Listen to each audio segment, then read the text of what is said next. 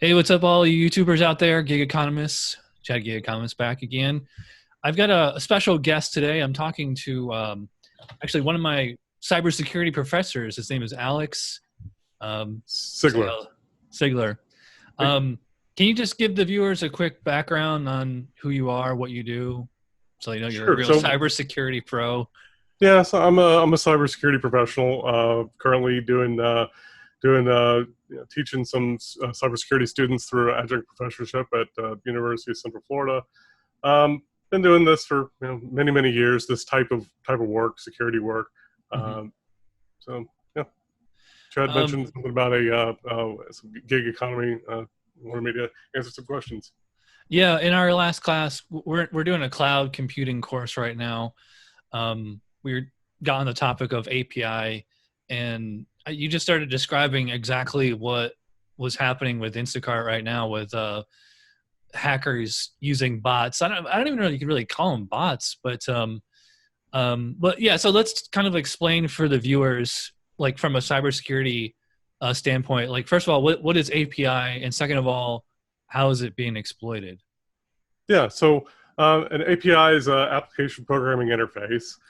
It's just a way for a client and a server to communicate. So my understanding of this platform is there's an application that the client runs, right? That would be like a phone app that connects to a server service.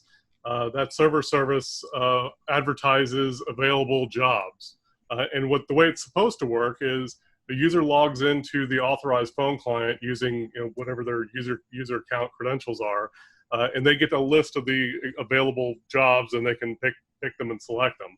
So that's the way it's supposed to work. So my understanding of the problem is that someone has, or maybe multiple someone's, has found a way to, instead of using a phone through the app, has found another way to connect to the application programming interface and retrieve all the list of jobs and just basically take them all. It's basically Yeah. hitting take on a whole list of jobs all at the same time. And like, how does that actually work on the server end? Like, shouldn't there be like protocols in place where it only lets one person take one thing at a time? Well, there could be. In a lot of cases, there are, you would set up that kind of thing. You would either set up rate limiting, where you might say, well, a real person could only really take X number of jobs per minute or hour or whatever it is you wanted to do, Hmm. uh, and you could then rate limit, the acquisition of the jobs, right? So that's one way. You could also look at, over time, if you have certain users that are, if a regular user, it typically only gets like 10, 15 jobs a day, and then you have some user that gets like 20 or 30,000 a day. Well, clearly there's something going on there, right? So Yeah. there's some analytics that you could do on the server side to detect this kind of stuff and do something about There's a lot of videos like on Reddit and like even on Instagram, just kind of floating around of people using this bot. It seems to only work on Android. I can't say I'm surprised because Android's, open source platform. I'm sure that has something to do with it, right? Because it's open source. So they're probably using some sort of emulator to download the application and figure out how the application works, and the internals of the application, Mhm. and then recreate that in a program that they use to obtain all jobs. And how difficult would it be to come up with a program to do this from scratch? Like, do you have to be like a really seasoned coder, or is this, is somebody who takes like a coding 101 boot camp, like they'd be able to do this? I mean, it kind of depends on your background and development. And if you have some kind of background in development, or you have access to somebody who has background in development, it's not that difficult. But it really comes down to the application. How being the whole application, not just the client application, the whole client server application. How well you secure that API, what kind of Mhm. things you're doing on the server side, what kind of things you're doing on the client side, how you're doing authentication. If you required a type of authentication that required a physical phone device, that would be very difficult to emulate through a program, right? Actually getting the code to do something like this is fairly trivial if you have a programming background. But there are some things that an organization that wanted to prevent something like this from happening could do pretty, fairly easily to kind of bring this kind of attack to its knees. I don't know what you know about cyber security law, but do you think like this would actually, is this illegal in any way? Do you think that people that are using these bots, like, are the users breaking the law, and are the people who made the bots breaking the law? So I haven't really dug into to this super deep. I read some of the articles that you sent, and I got a pretty good idea of what was going on. Mm-hmm. Yeah, I'm no lawyer, so I can't say what's legal or not. But I mean, there's definitely was some mention of a bot writer trying to use this bot to circumvent, employment status, as far as like immigration status, and trying to bypass some of that kind of stuff. That would, I would think, definitely fall into the illegal side of the house. Yeah. But as far as like reverse engineering the code of a Android application, and then trying to use that to some gain, I don't know. It doesn't sound like I don't see like there would be a law to break there. I think like it would at least be some kind of intellectual property violation, which would be a civil matter, not a criminal matter. Sure. So then it comes down to the reasoning why the platform hasn't plugged the hole, right? If the server side is not experiencing an issue, right?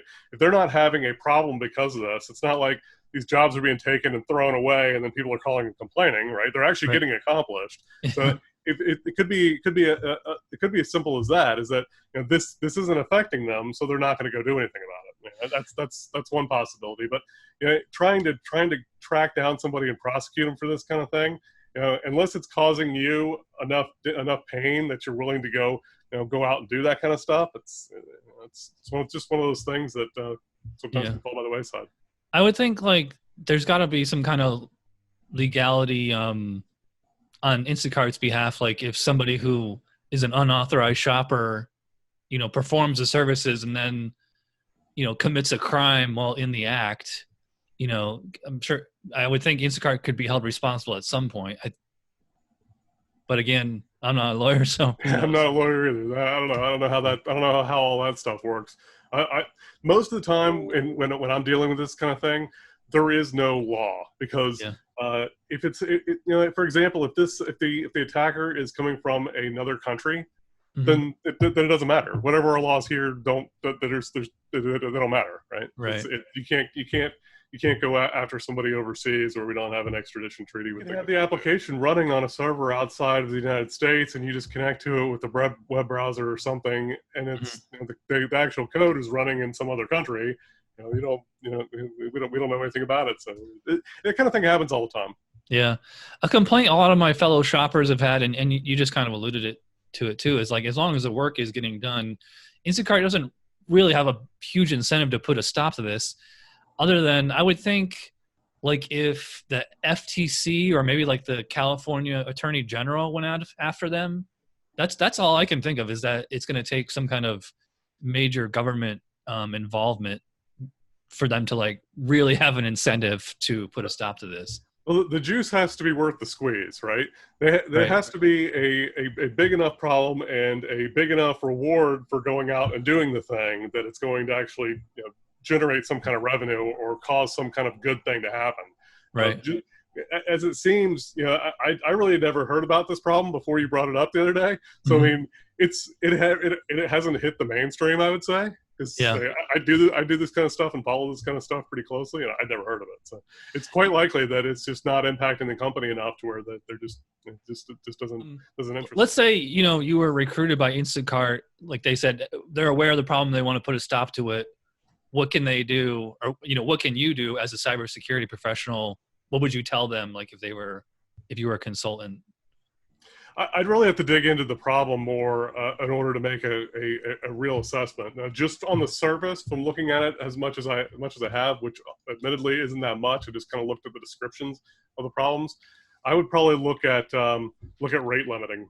That would pretty easily catch the problem. I mean, I'm assuming that the access into the API is authenticated, so there's some kind of like username and password at the very least in order to get the list of available jobs.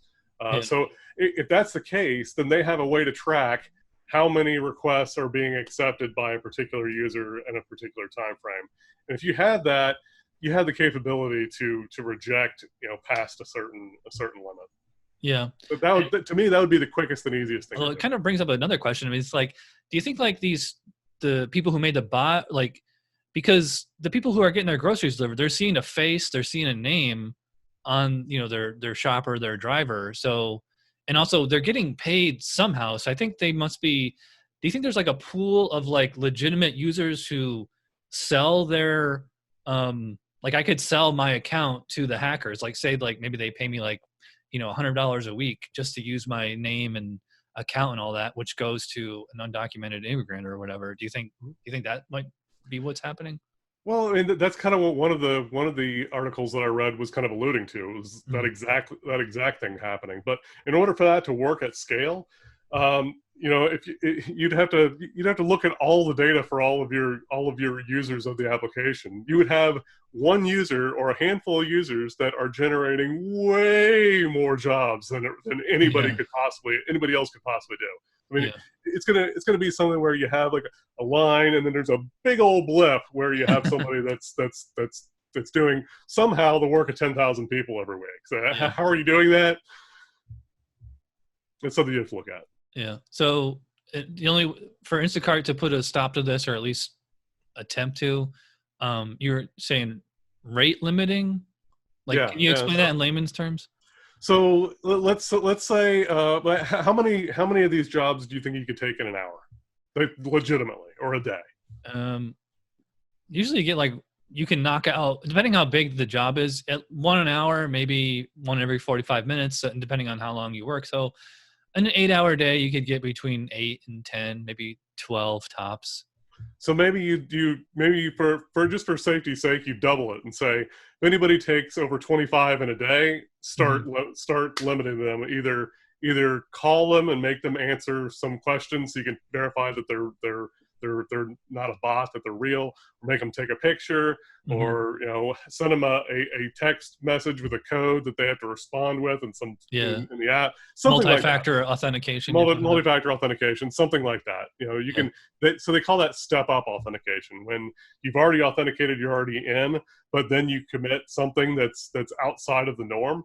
Then they make you authenticate again, or make you authenticate in a different way.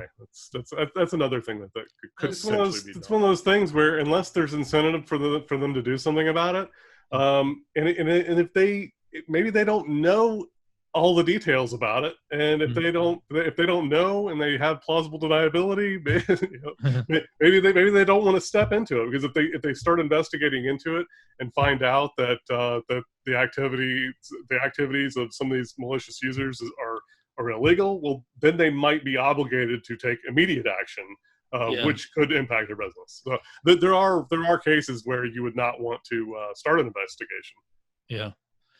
All right. Well, I think we've, got a good idea of what's going on here. I try to keep it as, simple as possible. Not everybody who does Instacart is, computer nerds like we are. So Sure. I just wanted to give people an overview of what's going on here, and, what Instacart can possibly do. So thanks for your time, and I will see you in class tonight. Sure thing. All right. See ya. Bye.